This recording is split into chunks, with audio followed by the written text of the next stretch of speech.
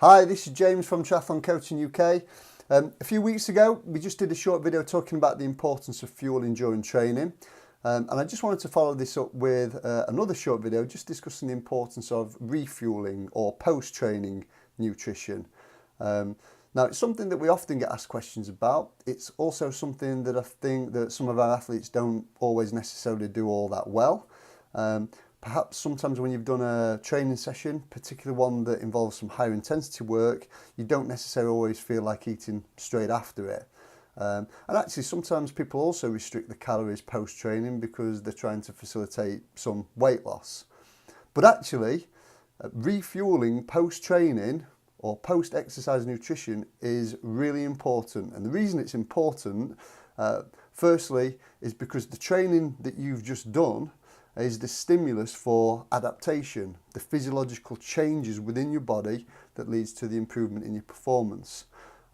During training, your muscle glycogen levels become depleted. We also get a degree of muscle breakdown.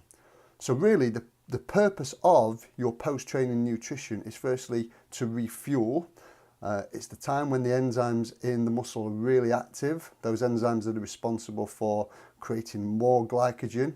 Glucose needs to be available for that to happen, glucose from carbohydrate-based foods.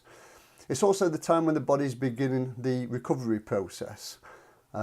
So without calories, without nutrients, the body's never going to be able to effectively recover and adapt from the training.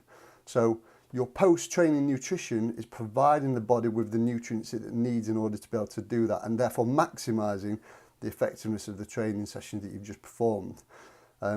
Also, if you fail to refuel, then the quality of your subsequent training session is also going to be affected. So it's an important habit to get into. Now, what you need post-training is carbohydrate and protein. Ideally, you want to be taking this within 30 minutes of finishing the session, but certainly within the 2-hour period. This is the time when the recovery process is starting, your metabolic rate stays high. As we said earlier, the glycogen levels are being replaced. So it's important to get into the habit of doing this routinely after every session. Now, a lot of sports nutrition manufacturers, they do sell recovery drinks, which are great. They contain carbohydrate and protein, and they're certainly useful if after training you don't necessarily have time to have a meal. Sometimes post-exercise nutrition it can be difficult to fit in. So these things can work quite well in those circumstances. But they're not certainly things that you should be having routinely. Ideally, normal food containing carbohydrate and protein is what you need at this time. Now, the consequences of not refueling post-training are, as we've said, your subsequent training is going to be affected because you're going to be starting with suboptimal glycogen levels. You're not going to be recovered effectively from that previous session.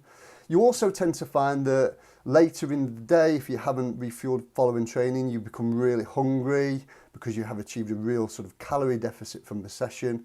And at a time when your metabolic rate is slowed right down, you're then taking on perhaps more calories than you need at that time. So that can actually contribute to weight gain. So make sure you get into the habit every session, ideally within 30 minutes, but certainly within 2 hours, make sure you refuel.